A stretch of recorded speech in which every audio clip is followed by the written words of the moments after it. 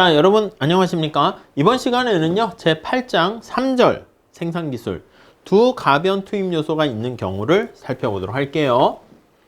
자, 우리 생산기술은 바로 생산함수에 반영된다고 말씀을 드렸어요. 근데 지난 시간에는 가변 투입 요소가 하나만 있는, 그래서 자본이 고정되어 있고 노동만 변하는 경우라고 했죠. 이번 시간에는 어떤 걸 할 거냐면, 요게 노동만 있고 자본은 고정되어 있는 경우를 단기라 했는데, 여기 노동과 자본을 둘 다 이렇게 같이 반영해서 표현하는 경우가 고정 투입 요소가 없어요. 그래서 장기라고 보시면 될 것 같습니다. 그래서 생산 공면 밑에 한번 보시면, 아니 변수가 3개잖아요. 무차별 곡선 때 말씀드린 것처럼 이렇게 변수가 3개면 여기다 노동, 자본, Q 이렇게 표현을 할 수가 있겠고요. 자, 오른쪽에 그래프를 살펴보면 입체적인 3차원의 이런 모양을 곡면으로 표현을 할 수가 있겠습니다. 자, 그래서 거기 있는 것처럼 노동이 3이고 3, 자본이 5고 5 이렇게 되면 여기가 3, 여기가 5 이렇게 되겠죠? 그러면 요 점, 거기는 B점으로 했습니다. 요 B점에 해당하는 생산량, 높이를 찾는 거야. 높이를 쫙 연결하면 여기가 9다 이렇게 되면 요 높이를 찾아낼 수가 있겠죠. 그래서 A라는 높이를 찾아내서 이 A와 B가 이제 3차원의 높이, 생산량 이렇게 되는 거 알 수 있습니다. 자, 다시 책으로 가서요. 자, 우선 첫 번째 236페이지 보시면 생산 공면 이렇게 돼 있죠. 생산과 관련한 공면, 요 생산함수를 이제 이렇게 3차원의 입체적인 형태에 반영한 겁니다. 첫 번째 줄 볼까요? 제4장의 소비자 이론에 관한 설명에서 효용함수로 대표되는 소비자의 선호 체계를 효용 공면으로 나타낸 것처럼, 여기 있는 것처럼 생산함수 나타내는 것을 생산 공면으로 나타내게 됩니다. L과 K의 평면 위에 나타낸 이 곡선의 높이가 바로 Q 산출량이다 이렇게 보시면 될 것 같고요. 두 번째 단락 봅시다. 생산함수에 내포되어 있는 생산기술상의 모든 특징들 생산 곡면에 잘 나타나게 되어 있습니다. 부드러운 곡면이다 라고 하면 노동과 자본의 투입량을 조금씩 변화시켰을 때 라는 암묵적 가정이 거기 반영돼 있고요. 이게 바로 3차원의 평면에 나타낸 게 등량 곡선이다 이렇게 표현을 할 거예요. 생산량이 같은 점들을 연결한 곡선. 네, 이렇게 보시면 되겠죠. 자, 그래서 등량 곡선 개념 좀 잡아 볼게요. 237페이지 보시죠. 자, 등 똑같다는 거잖아. 똑같은 수준의 산출량을 가져다 주는 생산 요소 투입량의 조합들로 구성된 집합을 그림으로 나타낸 게 등량 곡선이다. 이렇게 보시면 되겠고요. 자, 이거와 관련한 특성 몇 개 살펴볼게요. 등량 곡선은 Q를 고정시키고요. 칠판에 2차원에 나와 있는 다운시키는 거야. 3차원의 그림을 2차원에 나와 있는 L과 K의 평면에 다운시켜가지고 나타내고요. 그래서 여기를 지나가는 하나의 등량 곡선을 찾을 수 있겠죠. 이런 식으로. 그래서 이렇게 나타냅니다. 자, 그럼 B점에 해당하는 게 여기가 될 것이고요. 여기가 3이고 여기가 5다라는 거 알 수가 있겠어요. 여기가 5, 여기가 3, 높이가 9 이렇게 보시면 되겠죠. 자, 그 정도 정리하시고요. 등량 곡선의 기본적인 성격 한번 살펴보도록 할게요. 기본적인 성격 이렇게요. 자, 지금까지 설명해서 생산기술의 이론적인 처리 방법이 소비자 선호 체계와 다를 바가 없습니다. 등량 곡선의 기본적인 성격도 소비자 이론에서의 등효용 곡선, 무차별 곡선과 같아요. 자, 그래서 몇 가지 성격을 보면, 첫째, 등량 곡선은 노동과 자본의 평면상에 나타낸 건데 어느 한 점을 지나가는 하나의 등량 곡선은 반드시 존재한다. 네, 그런 겁니다. 그래서 이게 완비성의 의미라고 보시면 되겠죠. 그래서 하나의 등량 곡선이 곡선 상에 한 점 예, 반드시 있게 된다라는 거 알 수가 있고요. 두 번째, 존재라고 할까? 자, 두 번째 특성은 바로 뭐냐면 등량곡선은 우하향한다. 그쵸? 이게 우하향한다는 게 뭐야? 하나의 투입 요소를 증가시키게 되면 다른 생산량이 줄어드니까 다른 투입 요소는 줄여야 됩니다. 예, 그래서 우하향. 우상향 하면 쓰레기가 하나 있다는 거죠. 열등 투입 요소 뭔가 이렇게 존재하는 거야. 비제어가 있는 것처럼. 세 번째는 자, 원점에서 멀리 떨어질수록 생산량은 더 커진다. 뭐 알 수 있겠죠. 다음 네 번째. 교차해서는 안 됩니다. 교차해서는 안 된다. 교차하게 되면 말이 안 돼요. 이건 다 알고 있을 거고요. 다섯 번째. 원점에 대해서 봤을 때 볼록하다 이렇게 얘기하는데 우리 무차별 곡선에서도요. 한 개의 대체율이 체감한다 그러면 등량곡선이 볼록하다 이렇게 얘기했잖아요. 물론 안 그러는 경우도 있겠지만 여기서도 원점을 기준으로 해서 바라봤을 때 볼록하다 이렇게 얘기를 합니다. 오케이. 자, 그래서 이 볼록하다라는 얘기를 한계 기술 대체율 그걸 가져갈게요. 우리 책에서는요 MRTS로 하지 않고 M자를 빼 우리가 MRS 하는 거랑 똑같아요. 근데 무차별 곡선의 접선의 기울기는 MRS인데 등량 곡선의 접선의 기울기는 MRT 테크니컬이 들어갔어. 근데 이게 길어지니까 같은 말이야. 우리 책에서는 RTS라고 합니다. 그리고 하첨자 노동과 자본 이렇게 해요. 보통 책에서는 그냥 MRTS로 쓰니까 둘 다 같은 걸로 보시면 되겠습니다. 자, 두 생산 요소의 조합이 원점에서 가까운 등량 곡선에 있는 한 점에서 C에서 C-로 이동을 합니다. 자, 등량곡선 이렇게 표현해요. 여기가 노동이고 여기가 자본이고 등량곡선 이렇게 생산량이 있습니다. 여기가 C인데 여기서 C-로 이동을 합니다. 아니 그때 노동이 증가하잖아? 자본은 줄어듭니다. 책으로 따지게 되면 앞에 그림에서 보면 자, C에서 C-. 자, 여기 보시면 C에서 C-로 가면 노동은 증가하고 자본은 줄여. 자본을 줄이면서 노동을 늘렸다 이래도 되고 노동을 증가시키면서 자본을 줄였다 이렇게 표현해도 되고요. 오케이? 자, 공통적인 점은 어떻게 됩니까? C에서 C-로 가게 되면 우선 첫 번째 뭘 할 수 있냐면 노동을 증가시키죠. 노동을 증가시키고 자본은 줄어듭니다. 자본은 감소하고요. 생산량은 일정합니다. 왜냐면 동일한 등량 곡선 상에 있으니까 생산량의 변화는 없다. 이렇게 볼 수가 있겠죠. 자, 그래서 우리 239페이지 거기 8-5식을 볼게요. RTS는 뭐라고 쓸 수 있습니까? 라고 하면 노동과 자본에 대한 투입 비율의 변화인데요. 노동을 한 단위 변화시켰어. 자본은 이제 감소합니다. 그래서 이제 마이너스 줄어든다는 것이고 이게 등량 곡선의 기울기야.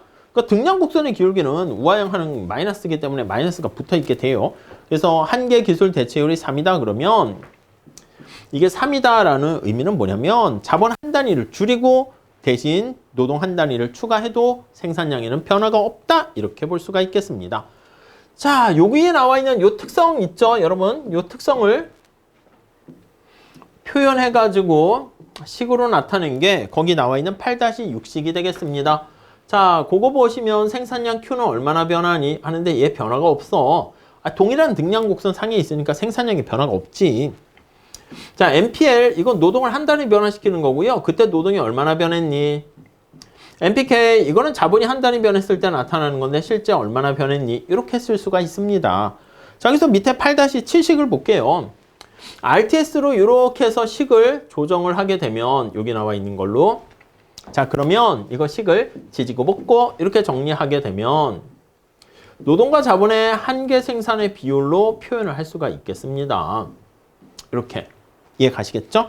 자, 그래서 한계 기술 대체율은 자 8-7식 바로 밑에 한번 볼게요. 두 생산 요소의 한계 생산의 비율과 같다. 이해 가시죠? 그렇게 정리하시면 되겠습니다.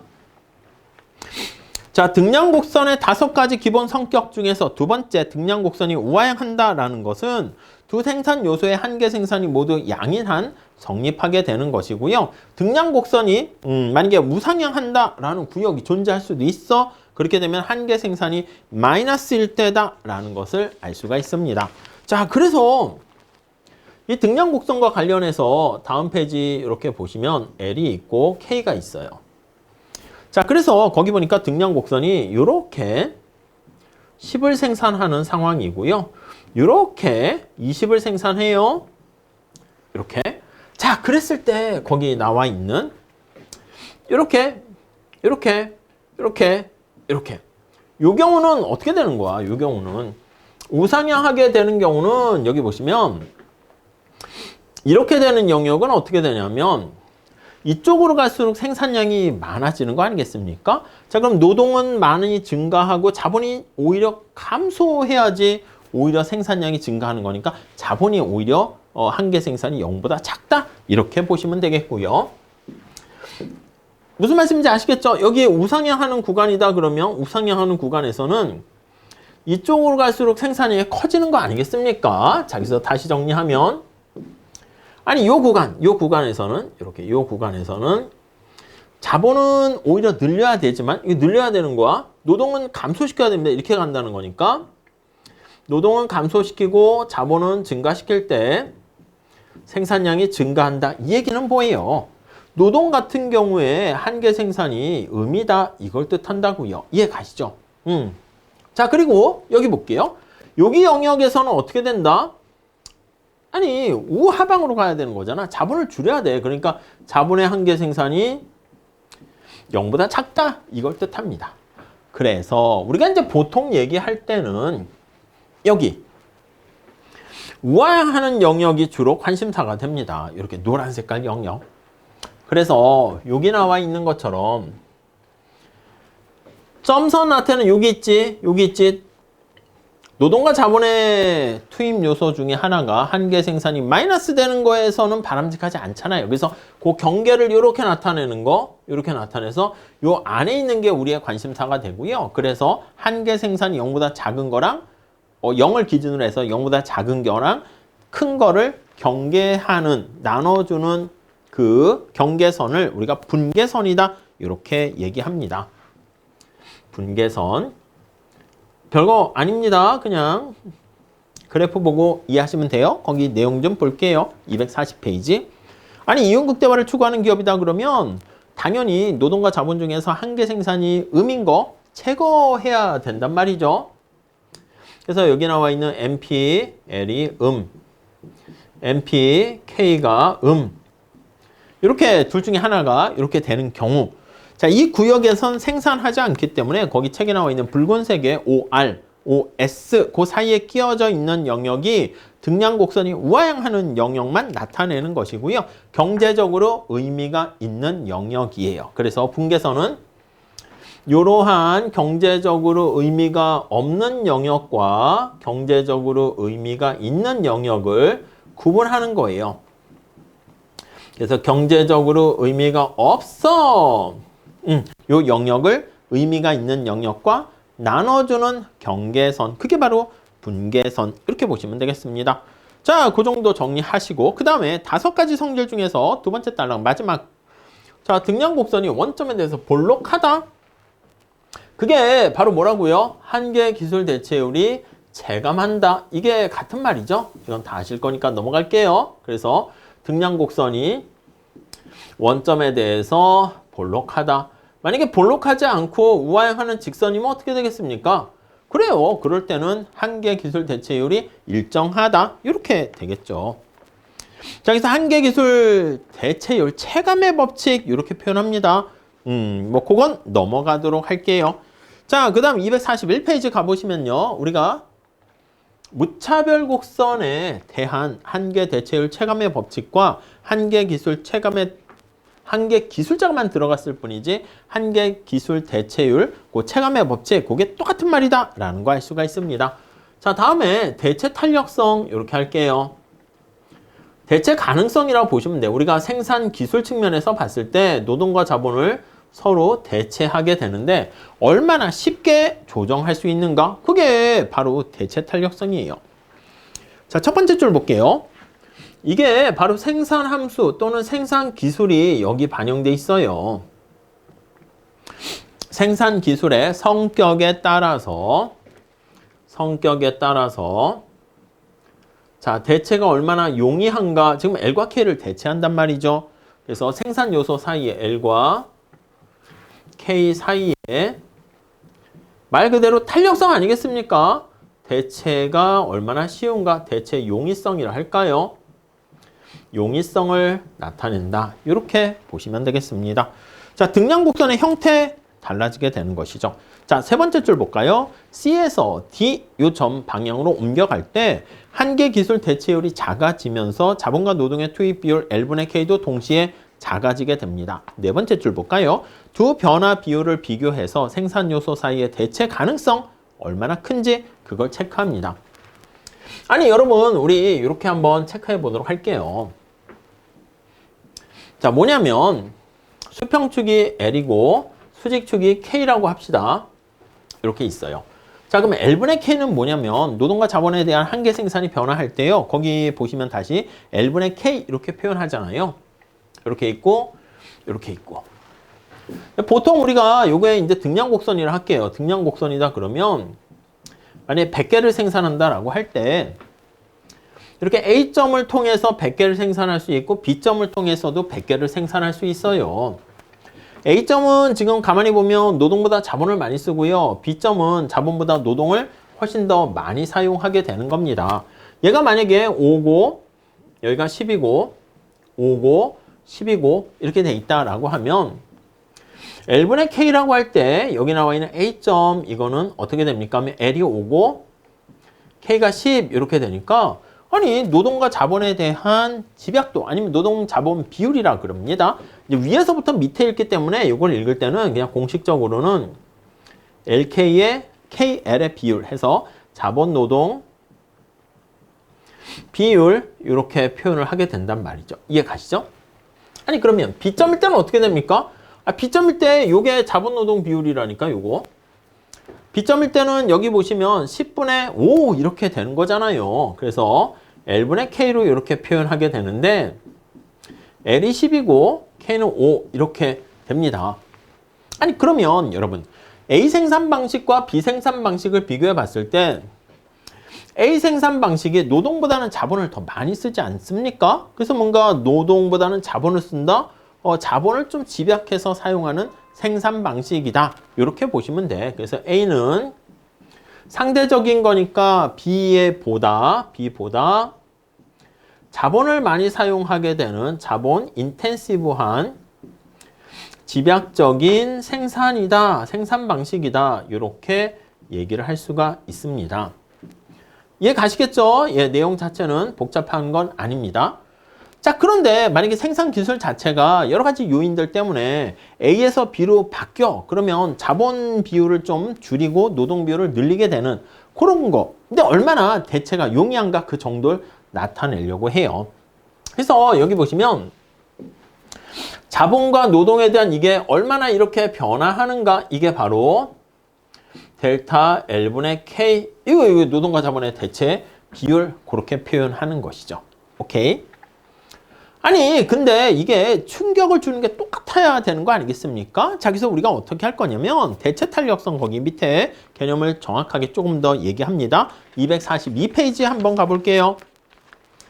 자, 대체 용이성인데 충격을 똑같이 맞춰야 되지 않겠습니까? 그래서 자, 이렇게 시그마로 표현을 해가지고요. 한계 기술 대체율의 변화율. 여러분, 한계 기술 대체율이라는 게 뜻이 뭐예요? 아시겠지만 MRTS가, RTS가 뜻이 뭐냐면 관심사가 되는 노동의 어떤 기여도 소중한 정도라고 보시면 되겠습니다. 그래서 우리 책에 나와 있는 RTS는 관심사가 되는 수평축에 나와 있는 L, 노동의 소중한 정도, 기여를 더 많이 하나 보죠. 그걸 나타내요. 즉, 다시 말씀드리면 자, 거기 밑에 한계기술 대체율의 변화율 이렇게 돼 있어요.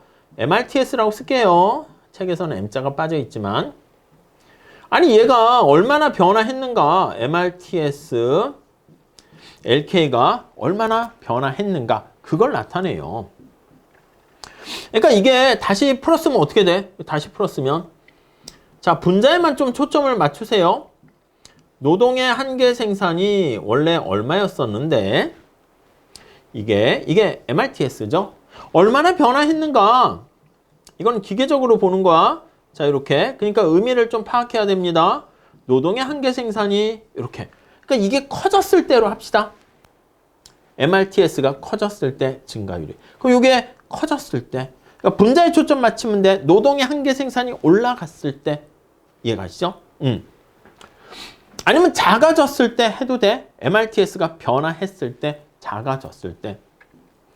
자, 아무튼 이게 증가하고 감소하고 이렇게 되었을 때 저기 위에 나와 있는 요거 보이세요?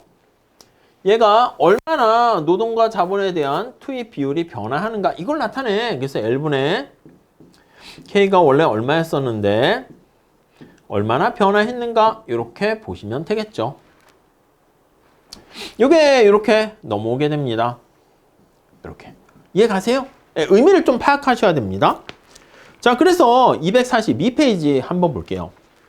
MRTS는 바로 뭐라고요? MRTS는 등량곡선의 접선의 기울기야. 이게 바로 등량곡선의 접선의 기울기입니다.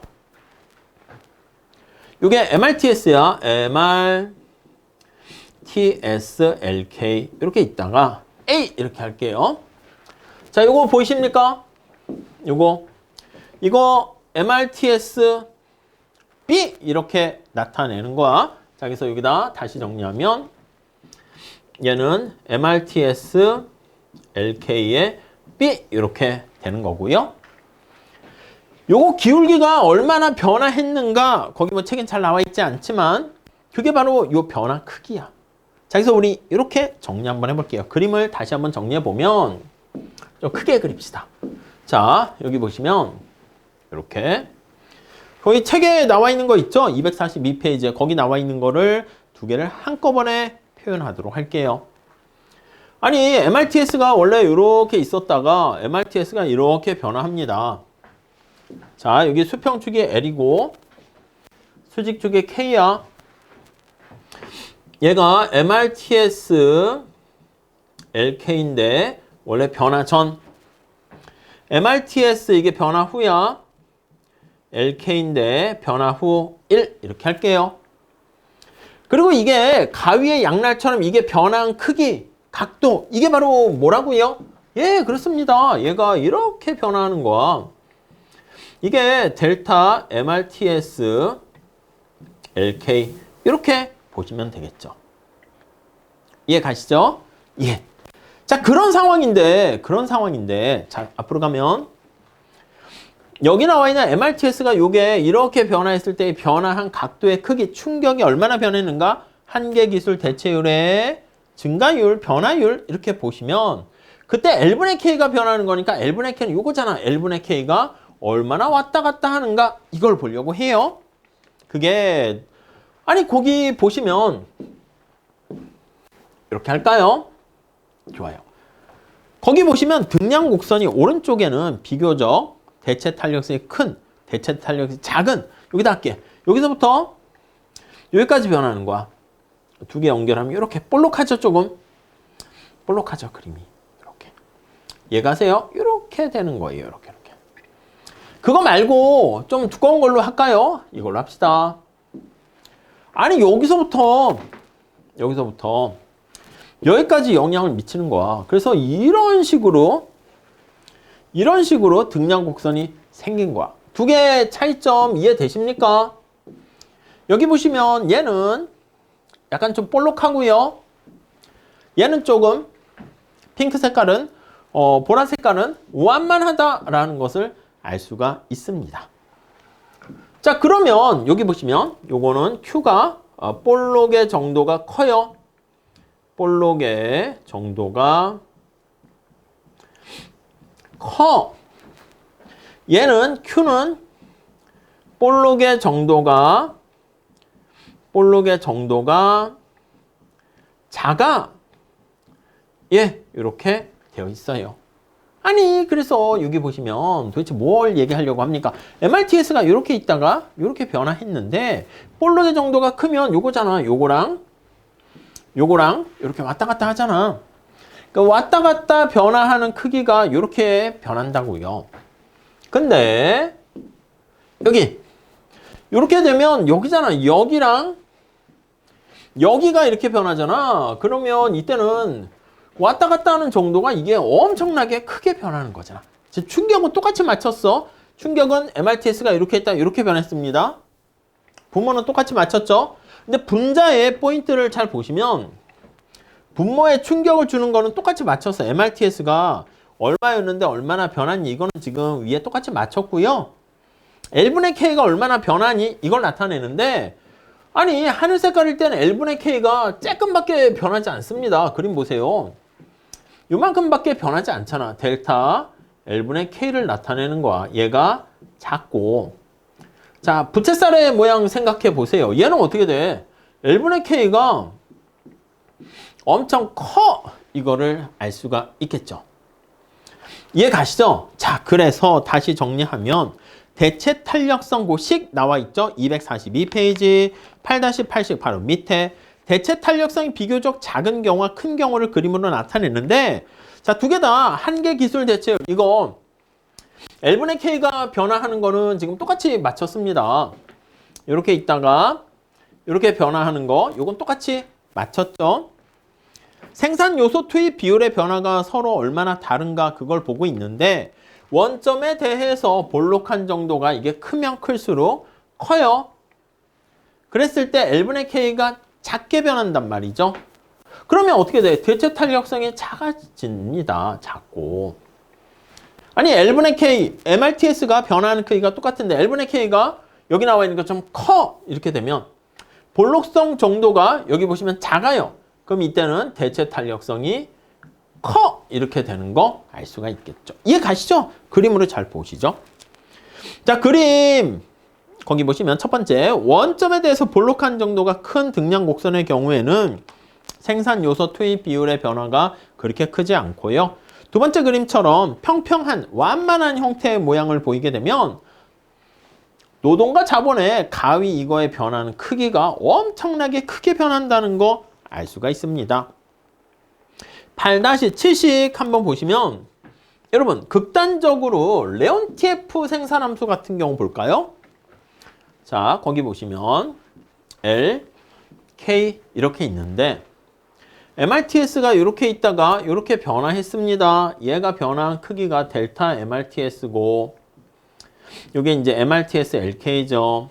델타 MRTS 얼마나 변하니? 라고 했는데 거기 있는 것처럼 등량 곡선의 형태가 이렇게 L자 형태가 된다라고 하면은 여기 나와 있는 L분의 K가 여길 관통해 지나가면서 변하지 않습니다. 우리 앞에 보면 자, 여기에서 여기까지 가면 이걸 A에서 B라고 하면 여기는 A-에서 여기가 B-라고 할게요. 그럼 훨씬 더 크게 변하는 거 아니겠습니까? A와 B. 근데 만약에 L자 형태로 하면 여기가 A = B가 되니까 델타 L분의 K는 어떻게 되겠습니까? 얘는 빵! 변화가 없는 거야. 이해 가시죠? 고정 투입 비율로 물건을 생산하는 거죠. 자, 여기서 다시 한번 볼게요. 242페이지의 두 번째 단락. 자, 등량 곡선이 이렇게 L자 형태를 보이게 되면 이름을 레온티에프 생산함수 이렇게 표현합니다. 한계 기술 대체율이 아무리 변화해도요. 생산 요소 투입 비율이 아무런 변화가 없어요. 생산 요소에 대한 투입 비율이라 합니다. 투입 비율. 그게 L분의 K야. L분의 K. 네, 이거는 변화가 없어요. 변화가 없어. 자, 변화가 없으니까 어떻게 돼? 저기 나와 있는 것처럼 이렇게 표현하는 거죠. L분의 K의 투입 비율이 변화가 없어요. 자, 그러면 우리 대체 탄력성 계산을 할 때 앞에 말씀드린 것처럼 MRTS가 변화했을 때 L분의 K 대비 델타 L분의 K 이걸 나타내는데 얘가 어떻게 돼? 빵이란 말이야. 그럼 대체 탄력성은 빵 이렇게 되겠죠. 이해 가시죠?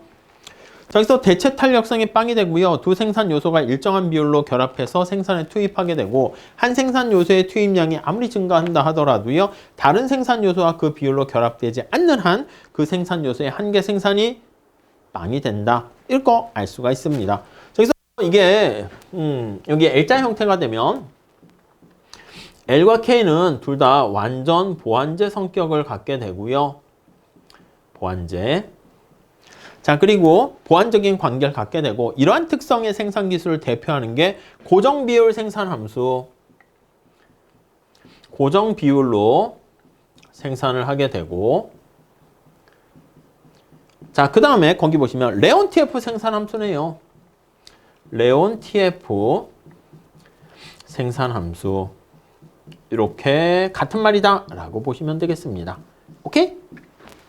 자, 그 정도 보시고요. 다음에 243페이지 가보시면 두 번째 그림은 우하향하는 직선의 등량 곡선 형태인데 여러분 여기 보시죠.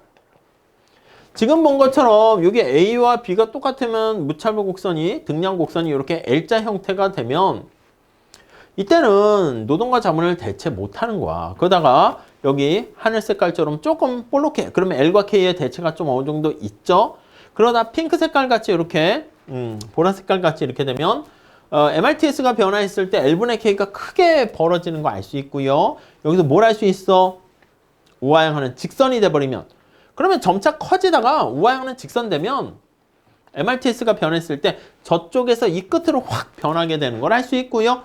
그래서 대체 탄력성이 무한대다 이렇게 볼 수가 있습니다. 자, 243페이지 그림을 따로 그리지는 않을게요. 바로 위에 그림 보시면 대체 탄력성이 우하향하는 직선의 선분의 등량 곡선이 되면 등량 곡선 모양이 평평할수록 완만한 거야. 볼록 정도가. 그럼 대체 탄력성이 점차 커지다가 극단적인 경우 선분이 되면 등량 곡선은 우하향하는 직선이 되면 무한대가 된다라는 걸 알 수가 있습니다. 대체 탄력성이 무한대다라는 얘기는 뭐예요? 우리가 무차별 곡선에서 우하향하는 직선의 완전 대체제 말씀드렸잖아요. 콜라와 사이다 뭐 이런 경우에는 여기 나와 있는 것처럼 무한대가 되면 완전 대체가 가능하다 이렇게 보시면 되겠습니다.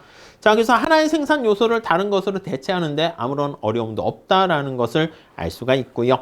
자, 밑에 일반적으로 대체 탄력성은 등량 곡선상의 어느 점에서 재는가에 따라서 그 값이 달라지는 게 일반적이에요. 아니 여기 보시면 이 접선의 기울기가 한 개 대체율이 다 다르잖아요. 근데 약간 우리가 책상에서 만들어진 건데 거기 보시면 등량 곡선이 어디에서 재든 0에서부터 무한대의 값, 일정한 값으로 나타내는 특별한 성격을 갖는 생산함수를 CS, C가 뭐냐면 컨스턴트야. 탄력성이 언제나 컨스턴트한 그러한 생산함수다 이렇게 얘기합니다. 뭐 각주에 나와 있는데 그거 한번 참고로 그냥 봐주시면 될 것 같고요. 넘어가도록 할게요. 그래서 CS 생산함수는 여기 나와 있는 대체 탄력성이 일정한 거라서 대체 탄력성이 빵일 때 아니면 대체 탄력성이 주로 1이 되는 콥다골라스 생산함수일 때 그리고 대체 탄력성이 무한대가 되는 완전 대체 관계의 생산함수를 다 포함할 수 있다. 이렇게 보시면 되겠습니다. 자, 그래서 우리가 이제 노동과 자본을 투입해서 뭔가 Q를 생산하는 가운데 생산의 기술적인 여러 가지 특성을 나타낸 게 바로 생산 함수고요. 두 가변 투입 요소의 어떤 고려한 생산 함수고 그거를 한계 기술 대체율 그리고 대체 탄력성 요걸 가지고 우리가 설명을 했습니다. 자, 내용이 조금 낯설 수 있겠지만 우리가 소비자 선택 이론에 효용함수랑 무차별 구성과 똑같잖아. 그러니까 좀 잘 한번 체크해 보시면 좋겠어요. 다음 시간에 규모에 대한 수익 그쪽부터 같이 공부하도록 할게요. 감사합니다.